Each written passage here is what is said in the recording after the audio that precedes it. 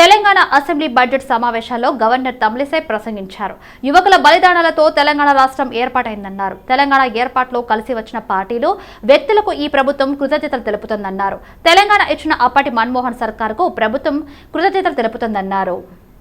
ప్రత్యేకించి రాష్ట్ర ఏర్పాటులో సోనియా గాంధీ పోషించిన చారిత్రక పాత్రను ప్రభుత్వం స్మరించుకుంటుందన్నారు. ఉచిత ప్రయాణం ద్వారా మహిళలు ఇప్పటికీ 15 కోట్ల ట్రిప్పులు ప్రయాణించారు. టీఎస్పీఎస్సీ ద్వారా 2 లక్షల ఉద్యోగాల భర్తీకి ప్రభుత్వం కట్టుబడి ఉందన్నారు.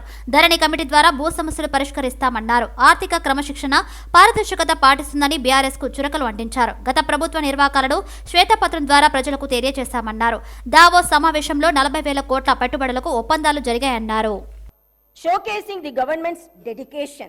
I am happy that more than 15 crore trips have already been utilized by our women through the free TSRTC bus transportation services under the Mahalakshmi scheme implemented as part of 6 guarantees.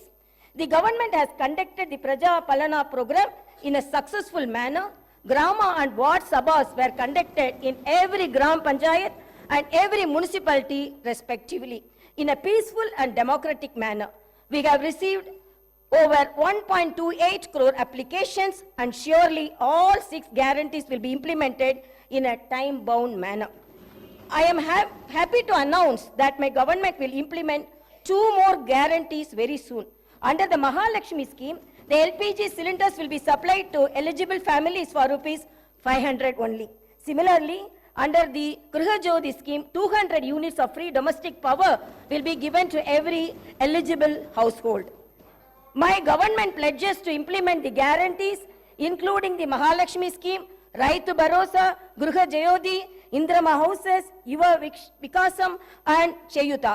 The promises made will be fulfilled, and we stand committed to the declarations for the farmers, youth, SC/ST communities, BC and minority communities. Our vision for Telangana encompasses various sectors from irrigation projects like Palamuru Rangareddy to education, with fulfilling up to about 2 lakh jobs by our newly constructed TS. BRS నాయకులపై Congress MLA Komatireddy Rajagopal Reddy ఆసక్తికర వ్యాఖ్యలు చేశారు. నేను హోంమంత్రి అయితేనే BRS నాయకులు కంట్రోల్లో ఉంటారని కోమటిరెడ్డి రాజగోపాల్ రెడ్డి అన్నారు. అసెంబ్లీ సమావేశాల తర్వాత మంత్రివర్గ విస్తరణ ఉంటుందని కోమటిరెడ్డి రాజగోపాల్ రెడ్డి తెలిపారు. అసెంబ్లీ సమావేశాల తర్వాత మంత్రివర్గ విస్తరణ ఉంటుందని కాంగ్రెస్ ఎమ్మెల్యే కోమటిరెడ్డి రాజగోపాల్ రెడ్డి తెలిపారు. శాసనసభ ప్రాంగణంలో పార్టీ ప్రతినిధులతో కలిసి ఆయన ఇష్టాగోష్ఠిగా మాట్లాడారు. తనకు అధిష్టానం హామీ ఇచ్చిందని హోంశాఖ ఇవ్వాలని కోరుతున్నానని తెలిపారు. కేసీఆర్ ను గద్దె దించేందుకే కాంగ్రెస్ లోకి వచ్చా. నేను హోంమంత్రి అయితేనే బీఆర్ఎస్ నేతలు కంట్రోల్లో ఉంటారని వ్యాఖ్యానించారు. కేసీఆర్, కేటీఆర్, హరీష్ రావు, కవిత, సంతోష్ రావు, జగదీష్ రెడ్డి జైలుకు వెళ్లడం ఖాయమని జోసెం చెప్పారు. శ్రీశైలం జలాశయాన్ని జాతీయ డ్యాం సేఫ్టీ నిపుణుల బృందం చైర్మన్ త్రిపాఠి నేతృత్వంలో కేఆర్ఎంబీ అధికారులు క్షుణ్ణంగా పరిశీలించారు. డ్యాం అధికారులతో భద్రతా, నీటి నిల్వలు, నీటి వినియోగంపై అడిగి తెలుసుకున్నారు. శ్రీశైలం జలాశయానికి 2009 వచ్చిన వరదలకు ఎక్కడెక్కడ డ్యామేజ్లు జరిగాయని, వాటి వల్ల జలాశయానికి ఏమాత్రం ప్రమాదం ఉందనే కోణంలో ఆరా తీశారు. శ్రీశైలం డ్యాం రేడియల్ క్రస్ట్ గేట్లు, రోప్లు, యాప్రాన్, ఫ్లంచ్ పూల్ ను అణువున క్షుణ్ణంగా అధ్యయనం చేశారు. అనంతరం జలాశయంలోని గ్యాలరీ, అండర్ గ్రౌండ్ వాటర్ వివరాలు, లీకేజ్లను పరిశీలించారు. శ్రీశైలం జలాశయానికి 2009లో వచ్చిన వరదలకు ఎంత వాటర్ వచ్చింది, జలాశయం నుంచి ఎన్ని వేల క్యూసెక్ల వరద నీరు గేట్ల ద్వారా విడుదల చేశారంటూ జాతీయ డ్యాం సేఫ్టీ నిపుణులు బృందం చైర్మన్ త్రిపాఠి అధికారులు అడిగి తెలుసుకున్నారు. గేట్ల ద్వారా వరద నీరు విడుదల చేస్తున్న సమయంలో ముందు భాగంలో ప్లంచ్ పూల్ కు ఏర్పడిన భారీ గొయ్యికి చెందిన సర్వేలు నిర్వహించారా అంటూ ఆరా తీశారు. శ్రీశైలం జలాశయంలోని నీటి నిల్వలు, నీటి వాటాలపై రేపు డ్యాం వ్యూ పాయింట్ నందు సమీక్ష సమావేశం నిర్వహించనున్నట్లు అధికారులు తెలిపారు. హైదరాబాద్ లోని Vidyadayani girls college, TMMS Santosh Nagar branch సంయుక్తంగా మ్యాజిక్ బస్ నిర్వహించారు. ఈ కార్యక్రమం 50 మంది విద్యార్థులు మ్యాజిక్ బస్ కంప్లీట్ చేయడం జరిగింది. ఈ కార్యక్రమంలో మహిళలకు ప్రత్యేకమైన కోర్సు నేర్పడంతో పాటు పక్కా జాబ్ గ్యారంటీ ఇవ్వడం తమకు ఎంతో సంతోషం ఉందని వినోద్ సింగ్ అన్నారు. రాబోయే కాలంలో మరిన్ని కార్యక్రమం చేసి మహిళలకు ప్రాధాన్యత ఇస్తామని ఆయన తెలిపారు. అలాగే మరో 3 కార్పొరేట్ కంపెనీలో హెచ్ఆర్తో శనివారం జరగబోయేటువంటి క్యాంపస్ సెలక్షన్స్ కార్యక్రమం నిర్వహిస్తున్నట్టు విద్యాదయని గర్ల్స్ కాలేజ్ యాజమాన్యం వినోద్ సింగ్ తెలిపారు. Vidyadayani was established in 1981, founded by my mother, late Taramati Singh. So we started schools, girls junior college, women's degree college, boys degree and MBA. In a nutshell, it is KG to PG. And total 47 years old this institution is. One of the unique feature of this Vidyadayini group is we have all experienced faculties and we give 100% placement to all our degree students. You can see the proof. So even in MBA we have 400 students. Every student has got the job. This is the days where academic skills also training skills are very important to get the jobs. You will see lot of unemployment is going on. Lot of youth are disturbed. So there is a great opportunity. Even this placement is open for outsiders also. So I will let you know the date, and my target is to give employment to 1 lakh students, which will be done over a period of 3-4 years. So once again I thank the media. తనను జహీరాబాద్ నుంచి ఎంపీగా పోటీ చేయమని party చెబుతుందని, కానీ తనకు ఆసక్తి లేదని Goshamahal BJP MLA Raja Singh అన్నారు. త్వరలో పార్లమెంటు ఎన్నికల నేపథ్యంలో బీజేపీ 17 లోక్సభ స్థానాలకు బలమైన అభ్యర్థులను బరిలోకి దించే ప్రయత్నాలు చేస్తుంది. ఈ నేపథ్యంలో ఆయన జహీరాబాద్ లోక్సభ నుంచి పోటీ అంశంపై స్పందించారు. రాజాసింగ్ స్పందించారు. పార్టీ పోటీ చేయమని చెబుతుందని, ఆసక్తి లేదని అన్నారు. కరీంనగర్ లోక్సభ పరిధిలో బండి సంజయ్ కోసం తాను ప్రచారం చేస్తానన్నారు. కిషన్ రెడ్డి పిలిస్తే సికింద్రాబాద్ లో కూడా ప్రచారం నిర్వహించేందుకు సిద్ధమన్నారు. తాను హిందూ రాజ్య స్థాపన కోసం దేశవ్యాప్తంగా పనిచేయాలని భావిస్తున్నానన్నారు. తనకు శాసనసభాపక్ష నేత పదవిపై ఎలాంటి ఆసక్తి లేదన్నారు. పార్టీ నుంచి గెలిచిన 8 మందిలో ఎవరినో ఒకరిని ఫ్లోర్ లీడర్ గా చేస్తే బాగుంటుందని వ్యాఖ్యానించారు. ఫ్లోర్ లీడర్ ప్రకటన ఆలస్యం మంచిది కాదన్నారు. బీసీ సీఎం నినాదంతో ఎన్నికలకు వెళ్లాం కాబట్టి బీసీ ఎమ్మెల్యేను ఫ్లోర్ లీడర్ గా నియమించాలని బీజేపీ జాతీయ నాయకత్వం అనుకుంటున్నట్లుగా చెప్పారు. సీనియర్ జర్నలిస్ట్ వీక్షణం పత్రిక ఎడిటర్ ఎన్ వేణుగోపాల్ ఇంట్లో, పౌర హక్కుల నేత రవిశర్మ ఇంట్లో ఎన్ఐఏ అధికారుల సోదాలు ముగిశాయి. తెల్లవారుజాము నుంచి సోదాలు నిర్వహించింది. విరసం నేత వరవరరావు అల్లుడు వేణుగోపాల్ మావోయిస్టులతో సంబంధాలు ఉన్నాయని ఆరోపణల నేపథ్యంలో సోదాలు నిర్వహిస్తున్నట్లు సమాచారం. హిమాయత్ నగర్ లోని ఆయన నివాసంలో ఎన్ఐఏ సోదాలు జరిగాయి. అలాగే మావోయిస్టులతో సంబంధాలు ఉన్నాయంటూ ఎల్బీ నగర్ సాయినగర్ కాలనీలో నివాసం ఉంటున్న రవిశర్మ ఇంట్లో ఎన్ఐఏ సోదాలు ముగిశాయి. ఇంట్లో ఉన్న అన్ని పుస్తకాలను, ల్యాప్టాప్ అన్ని క్షుణ్ణంగా పరిశీలించారు ఎన్ఐఏ అధికారులు. రవిశర్మ సెల్ ఫోన్, బుక్లెట్, కరపత్రాలను ఎన్ఐఏ స్వాధీనం చేసుకుంది. అయితే ఎన్ఐఏ సోదాలపై వేణుగోపాల్ స్పందించారు.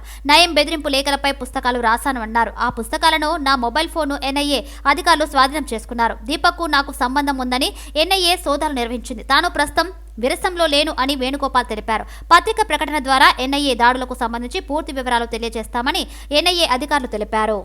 మలేషియన్ టౌన్షిప్ లో సంజయ్ దీపక్ రావు అని ఎవరో అరెస్ట్ అయ్యారట. అది పేపర్లో వచ్చినప్పుడు నేను చూసినాను. మావోయిస్ట్ లీడర్ అని చెప్పేసి పేపర్లో వచ్చింది. అయితే దానికి సంబంధించి ఈరోజు పొద్దున 5 గంటలకు ఎన్ఐఏ వాళ్ళు వచ్చి మేము వారెంట్ తీసుకొని వచ్చాము ఆ కేసుకి సంబంధించి అని అన్నారు. అంటే తలుపు కొడితే ఏంటి దేని గురించి వచ్చిందంటే ఈ కేసు అంటే మాకే సంబంధం ఆ కేసు అని ఎవరో మాకు తెలియదు. వారెంట్ తీసుకొని వచ్చాము, సెర్చ్ చేయాలి అన్నారు. ఓపెన్ చేస్తాము. అయితే అది కోర్టు వారెంట్ కాదు, ఎన్ఐఏ వాళ్ళు తీసుకొచ్చిన వాళ్ళ సెర్చ్ చేసి గంట సేపు సెర్చ్ చేశారు. ఏమి ఇంక్రిమినేటింగ్ మెటీరియల్ కానీ అట్లాంటివి ఏమీ దొరకలేదు. ఫోన్ ఒకటి నాది సీజ్ చేసుకున్నారు. నేను అది కూడా మీరు చెక్ చేయండి, దాంట్లో ఏమీ లేవు అన్నా కూడా లేదు మేము అది. ఇవాళ ఉదయం 5 గంటలకు నేషనల్ ఇన్వెస్టిగేషన్ ఏజెన్సీ ఎన్ఐఏకు చెందిన ఒక బృందం, 8 మంది బృందం మా ఇంటి మీద దాడి చేసింది. ఉదయం 5 గంటలకు వాళ్ళు నన్ను తలుపు తెరవని అడగానే తెలిసాను. వాళ్ళు ఒక కేసుకు సంబంధించి మీ దగ్గర సమాచారం ఏమన్నా ఉందా, సెర్చ్ చేయడానికి సెర్చ్ వారెంట్ తీసుకుని వచ్చాము అని అన్నారు. సెర్చ్ వారెంట్ చూశాను. సంజయ్ దీపక్ రావు అనే ఒక వ్యక్తి అరెస్ట్ అయిన కేసులో నా దగ్గర సమాచారం ఉందని వాళ్ళకు తెలిసింది కాబట్టి అందుకోసం వచ్చాము అని అన్నారు. వెంటనే నా సెల్ ఫోన్ ఇమ్మని అడిగారు. నేను సెల్ ఫోన్లు ఇవ్వడం అనే దాని మీద ఇట్లా సెల్ ఫోన్ తీసుకోకూడదు, సెల్ ఫోన్ తీసుకోవచ్చునా లేదా అని ఇప్పుడు సుప్రీంకోర్టులో కేసు ఉంది. ఒక సీనియర్ జర్నలిస్టు సిద్ధార్థ వరదరాజన్ ఆయన ఇంటి మీద ఇట్లాగే దాడి చేశారు. వైర్ పత్రిక నడుపుతున్నాడు. ఆయన ఇంటి మీద దాడి చేశారు, ఫోన్లు ఎత్తుకుపోయారు. ఆయన సుప్రీంకోర్టుకు వెళ్ళాడు. సీతాఫల్ మండి డివిజన్ టీఆర్టీ క్వార్టర్స్ లో ఉన్న పార్కును కార్పొరేటర్ సామల హేమ సందర్శించారు. అనంతరం పార్క్ లో వసతులను ఏర్పాటుపై అధికారులతో ఆమె చర్చించారు. పార్కు పచ్చదనానికి కృషి చేస్తున్నామని అక్కడికి వచ్చిన కాలనీ వాసులకు కార్పొరేటర్ హామీ ఇచ్చారు. కాలనీ వాసులు సాయంత్రం వేళ కూర్చోవడానికి బెంచులు ఏర్పాటు చేస్తున్నామని తెలిపారు. త్వరలో ఓపెన్ జిమ్ కూడా ఏర్పాటు చేస్తున్నామని, వాటి కోసం ఇప్పటికే ఎమ్మెల్యే పద్మారావు నిధులు మంజూరు చేయించారని కార్పొరేటర్ సామల హేమ తెలిపారు. గత ఏడాది డిసెంబర్ 31న జరిగిన Telugu television, digital, OTT media పరిశ్రమలోని 24 క్రాఫ్ట్స్ ఫెడరేషన్ ఎన్నికల్లో యానిమనిస్ గా గెలిచిన కార్యవర్గ ప్రమాణ స్వీకార కార్యక్రమం ఘనంగా జరిగింది. ఈ సందర్భంగా ఫెడరేషన్ నూతన అధ్యక్షుడిగా కొయ్యలమూడి రాకేష్, ప్రధాన కార్యదర్శిగా పుట్ట విజయ్ కుమార్, కోశాధికారిగా కర నరేంద్ర రెడ్డి, ఉపాధ్యక్షులుగా Mohan Raj, Ramesh, executive vice president CH Prasad, M Sampath, మడగలతో పాటు వివిధ విభాగాల సభ్యులు ప్రమాణ స్వీకారం చేశారు.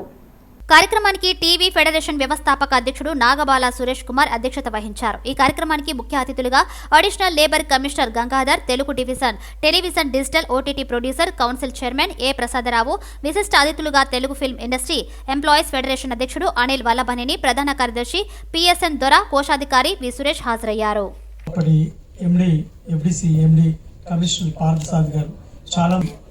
టీవీ పరిశ్రమలో ఉన్న 24 క్రాఫ్ట్లని విభజించి ఒక్కొక్క యూనియన్గా, అసోసియేషన్గా దానికి బైలాస్ తయారు చేయించి వాటిని రిజిస్ట్రేషన్ చేసి క్రమించి తెలుగు ప్రేక్షకుల్ని, తెలుగు టెలివిజన్ ఇండస్ట్రీని నిర్వీర్యం చేస్తున్నటువంటి డబ్బింగ్ సీరియల్ మీద ఒక పెద్ద ఉద్యమం చేయడం, అందులో నిర్మాతల మండలి, నటీనటులు, అనిల్ అన్న, it is very great. It is equal to 180 films everyday Hyderabad లో ప్రొడక్షన్ అవుతుంది అంటే it is very great thing. మనం భారతదేశంలో ఇవాళ నంబర్ 1 పొజిషన్ లో ఉన్నాం. సుమారుగా నిపుణులు డైరెక్ట్ గా హైదరాబాద్ లో ఇవాళ టీవీ ఇండస్ట్రీలో పనిచేస్తా ఉన్నారు. తెలుగు టీవీలో మనం 8,000 కోట్ల పైన వ్యాపారం చేస్తా ఉన్నాం. 3,500 మంది ఎంప్లాయీస్ పనిచేస్తున్నారంటే ఆ ఎంప్లాయీస్ దగ్గర కూడా ఎవ్రీ మంత్ టీడీఎస్ కట్ అవుతుంది. ఇది కూడా క్యాలిక్యులేట్ అవుతుంది ట్యాక్స్ లో. గవర్నమెంట్ తరఫున మాకు ఒకటే చిన్న చిన్న కోరికలు, మా టీవీ కోరికలు. ఒక టీవీ భవన్, టీవీ నగర్ కోసం ఇది గత 10 సంవత్సరాలుగా దీనికోసం పోరాడుతూనే ఉన్నాం. ఇప్పుడు కొత్త గవర్నమెంట్ వచ్చింది, కనీసం వీళ్ళన్నా మా బాధను అర్థం చేసుకుని టీవీ నగర్, టీవీ భవన్ ఈ 2 ఇస్తే ఈ గవర్నమెంట్ని, టీవీ ఇండస్ట్రీ ఉన్నన్ని రోజులు గుండెల్లో పెట్టుకుని గుర్తుపెట్టుకుంటాం. ఈ కొత్త కార్యవర్గం ఈ 2 సంవత్సరాలు కంపల్సరీ చాలా చురుగ్గా పనిచేసి ఈ 2 విషయాల్లో గవర్నమెంట్ ఎన్నిసార్లు కలిసి ఎన్నిసార్లు మాట్లాడడానికి సిద్ధంగా ఉన్నాం. దానికోసం ఎప్పుడు మీటింగ్ పెట్టడానికైనా, ఎప్పుడు కలవడానికి రెడీగా ఉన్నాం. ఇప్పుడు మన ప్రమాణ స్వీకార కార్యక్రమంలో సినిమా ఫెడరేషన్ అధ్యక్షులు వల్లభనేని అనిల్ గారు ఒక చాలా సంతోషకరమైన వార్త చెప్పారు.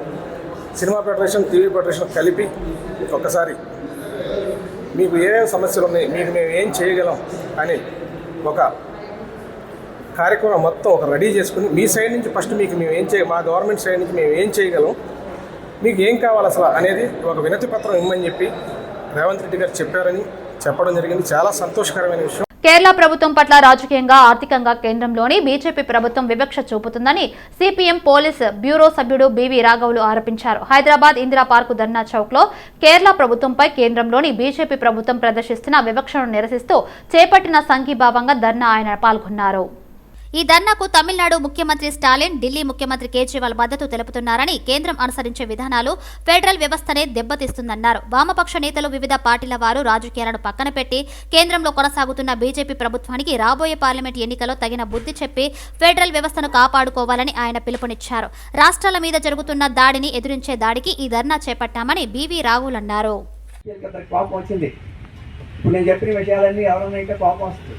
అందులో పరిపాలన చేసేవాళ్ళంటే ఎక్కువ కోపం వస్తుంది. ఆ కోపం వచ్చి ఏమన్నారంటే మీరు రకంగా చేస్తున్నారు, మాకు అన్యాయం చేస్తున్నారు, ముఖ్యంగా తమిళనాడు దక్షిణాది రాష్ట్రాలకు అన్యాయం చేస్తున్నారు, ఎట్టాగైతే విభజన ఆలోచనలు కూడా వస్తాయి అని చెప్పేసి వాళ్ళు ఏదో అన్నారు. దాన్ని పట్టుకున్నాడంటే మోడీ గారు.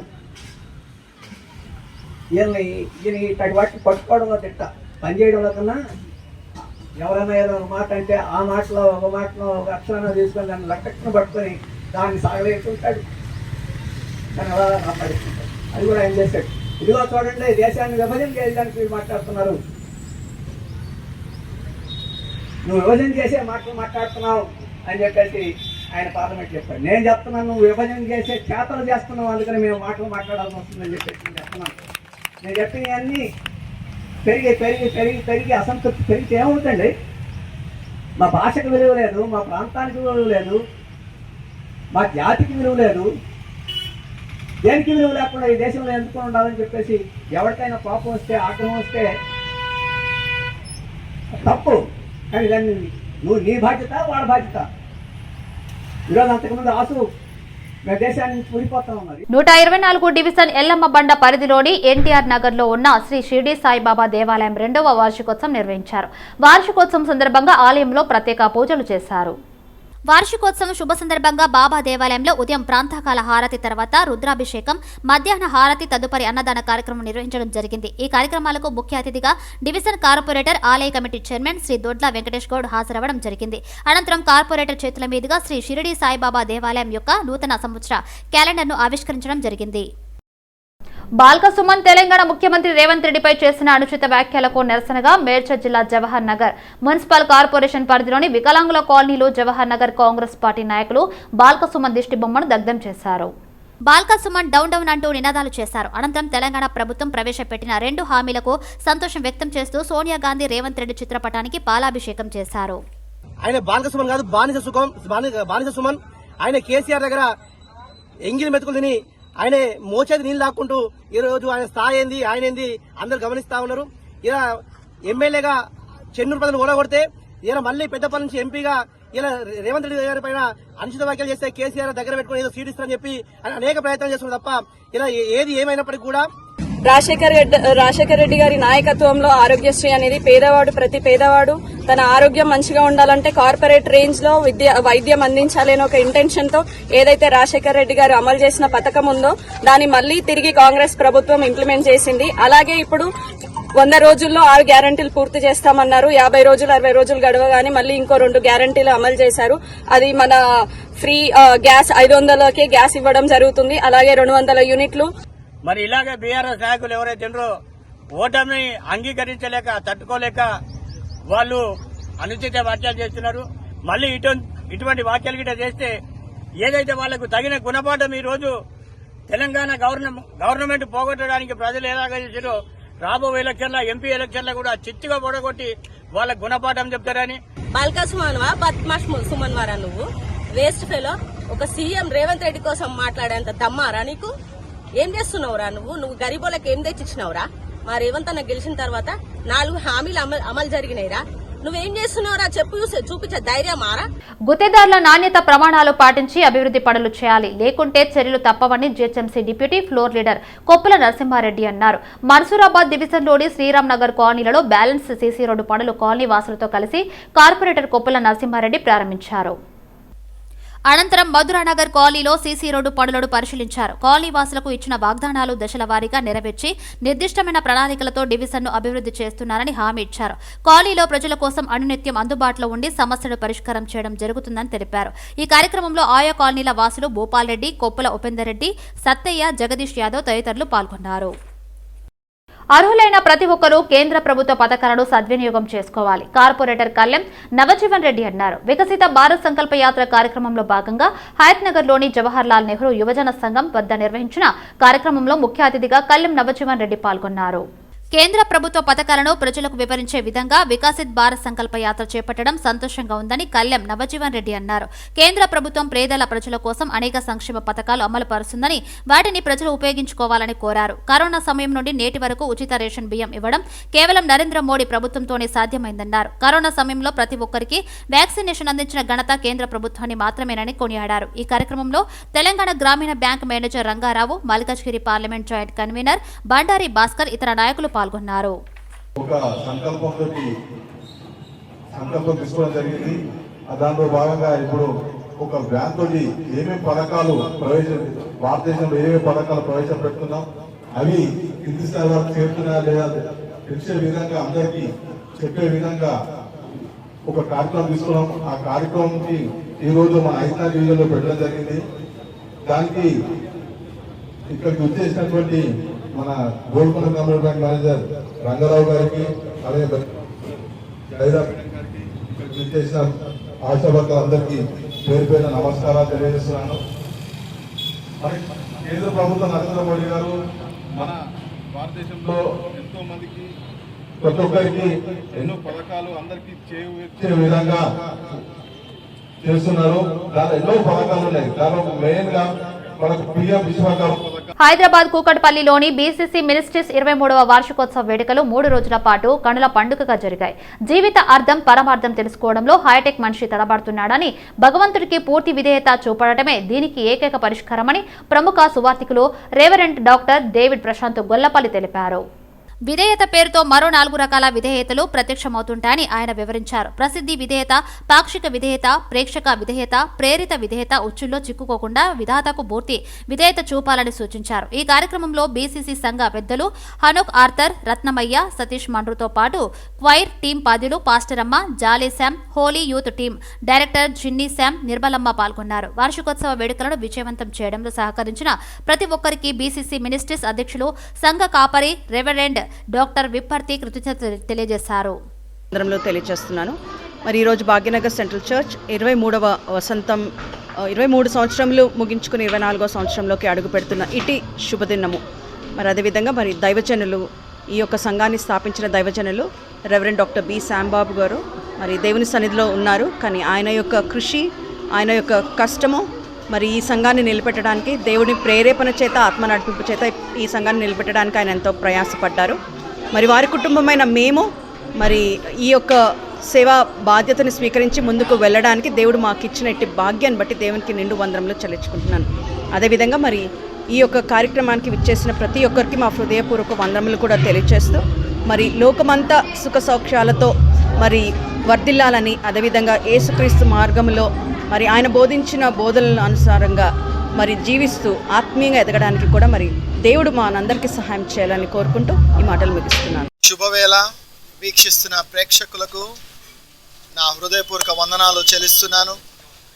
భాగ్యనగర్ సెంట్రల్ చర్చ్ 23వ వార్షికోత్సవాన్న ఈ విధంగా కూడి ఈ సంఘముతో ఆనందించుటకు దేవుడిచ్చిన మహాకృపను బట్టి, ఆధిక్యతను బట్టి దేవునికి వందనాలు చెల్లిస్తూ రెవరెండ్ డాక్టర్ విప్పర్తి గారిని, వారి కుటుంబానికి, సంఘానికి, సంఘ పెద్దలకు, సంఘ సభ్యులకు అభినందనలు తెలుపుతూ దేవుడి సంఘాన్ని దీవించి ఆశీర్వదించి ఇటువంటి వసంతాలు ఎన్నో దయచేయాలని ప్రార్థిస్తూ సెలవు పుచ్చుకుంటున్నాను. Thank you. 2019 ఫిబ్రవరి 8 యాత్ర సినిమా రిలీజ్ అయ్యింది. సరిగా 5 ఏళ్ల తర్వాత మళ్లీ అదే రోజు 2024 ఫిబ్రవరి 8న యాత్ర 2 రిలీజ్ అయింది. అప్పుడు ఎన్నికలకు ముందు విడుదలైన యాత్ర సినిమా అఖండ విజయాన్ని సాధించింది. మళ్లీ ఇప్పుడు ఎన్నికలు సమీపిస్తున్న నేపథ్యంలో ప్రేక్షకుల ముందుకు వచ్చింది యాత్ర 2 రావడంతో వైసీపీ నాయకులు, అభిమానులు సంతోషం వ్యక్తం చేస్తున్నారు. ఎల్బీనగర్ బీవీకే సినిమా హాల్లో యాత్ర 2 సినిమా రిలీజ్ అయింది. దీనికి వైఎస్ అభిమాని ఎడ్ల వాసుదేవరెడ్డి సినిమా హాల్ బుక్ చేసి వైఎస్ అభిమానులకు, వైఎస్ఆర్ సిపి కార్యకర్తలకు ఫ్రీగా చూపించారు. సుమారు 500 మందికి ఉచితంగా టికెట్లు అందించి సినిమా చూపించారు. వైఎస్ అభిమానులు, జగన్ అభిమానులు సినిమా చూస్తున్న సేపు జై జగన్, జై వైఎస్ఆర్ అంటూ నినాదాలు చేశారు. దివంగత నేత వైఎస్ రాజశేఖర రెడ్డి అభిమానులు సినిమా చూస్తూ సంతోషం వ్యక్తం చేశారు. మరోసారి ఆంధ్రలో జగన్ పార్టీ అధికారంలోకి రాబోతుందని వారు ధీమా వ్యక్తం చేశారు. అధికారాన్ని ఉపయోగించుకుని భారీగా అక్రమాస్తులను కూడబెట్టిన శివబాలకృష్ణ కేసులో ట్విస్ట్ చోటు చేసుకుంది. హెచ్ఎండిఏ మాజీ డైరెక్టర్ శివబాలకృష్ణ అక్రమాస్తులపై కేంద్ర దర్యాప్తు సంస్థలు దృష్టి సారించాయి. ఈ క్రమంలోనే కేసులో ఈడీతో పాటు ఐటీ అధికారులు రంగంలోకి దిగనున్నారు. మనీ లాండరింగ్ కోణంలో ఈడీ విచారణ చేపట్టనుంది. శివబాలకృష్ణ ఎఫ్ఐఆర్ రిమాండ్ రిపోర్టు ఇవ్వాలని ఏసీబీకి ఈడీ లేఖ రాసింది. శివబాలకృష్ణ మనీ లాండరింగ్ కోణంలో ఆయనను విచారించనుంది. మరోవైపు శివబాలకృష్ణ బినామీ ఆస్తులపై కూడా ఐటీ అధికారులు విచారణ చేపట్టారు. భారీ అక్రమాస్తులను ఈ కేసులో నిందితుడు శివబాలకృష్ణకు ఏసీబీ కస్టడీ ముగిసింది. 8 రోజుల కస్టడీలో చేపట్టిన విచారణలో 250 కోట్ల అక్రమాస్తులను గుర్తించారు. శివబాలకృష్ణ బంధువుల పేరిట 214 ఎకరాల వ్యవసాయ భూములు రిజిస్టర్ అయినట్టు తేలిందని అధికారులు తెలిపారు. ఫుడ్ డెలివరీ బాయ్స్ ముసుగులో మత్తు పదార్థాలు సరఫరా చేస్తున్న నిందితుడిని పోలీసులు అరెస్ట్ చేశారు. నిందితుడి నుంచి 8 లక్షల విలువ చేసే గాంజా, ఎండీఎంఏ పోలీసులు స్వాధీనం చేసుకున్నారు. జొమాటో డెలివరీ బాయ్ గా విధులు నిర్వహిస్తున్న ఆర్ఎం పవన్ కుమార్ అనే యువకుడు ఈజీ మనీకి అలవాటు పడి మాదక ద్రవ్యాలు అమ్ముతుండగా పట్టుబడ్డట్లు మాదాపూర్ డీసీపీ వెల్లడించారు. జొమాటో డెలివరీ బాయ్ ముసుగులో డ్రగ్స్ సరఫరా చేస్తూ పట్టుబడ్డ నిందితుడి వద్ద 74 గ్రాముల గంజాయి, 21.7 గ్రాముల మత్తు పదార్థాలతో పాటు 3 సెల్ ఫోన్లు, 2 డిజిటల్ వేయింగ్ మిషన్లు స్వాధీనం చేసుకున్నట్లు డీసీపీ తెలిపారు. పట్టుబడ్డ గంజాయి విలువ సుమారు 8 లక్షలు ఉంటుందన్నారు. నగరంలో విద్యార్థులే టార్గెట్ గా విక్రయాలు జరుపుతున్న పవన్ బెంగళూరు నుండి గాంజాని తెచ్చి హర్బల్ ఉత్పత్తుల పేరుతో ఆన్లైన్ సైతం గంజాయి ఇక్కడ విక్రయిస్తున్నట్లు డీసీపీ తెలిపారు. మాదాపూర్ పిఎస్ పరిమితిలో మారం పవన్ కుమార్ అలియాస్ మచ్చా పవన్ 31 ఏళ్ళు అండ్ రెసిడెంట్ ఆఫ్ కొండాపూర్, అలాగే ఆదర్శ్ కుమార్ సింగ్ జొమాటో డెలివరీ బాయ్, వీడిద్దరిని మన ఏరియాలో డ్రగ్స్ అమ్ముతుంటే మన ఎస్ఓటీ టీం అలాగే లా అండ్ ఆర్డర్ టీం కలిసి పట్టుకున్నారు. వాళ్ళ తరపు నుంచి మనం 21.788 గ్రామ్స్ MDMA, అలాగే 874.316 grams of ganja, 3 mobiles and 2 digital weighing machines, ఇవన్నీ కూడా మనం స్వాధీనం చేసుకున్నాం. So worth of 8 lakh rupees. And వీళ్ళందరూ కూడా ఈ ఏరియాలో ఉన్న యూత్స్ని టార్గెట్ చేసి వాళ్ళకి ఎస్పెషల్లీ కాలేజ్ పిల్లల్ని అందరినీ టార్గెట్ చేసి వాళ్ళకి అమ్మడం మొదలుపెట్టారు.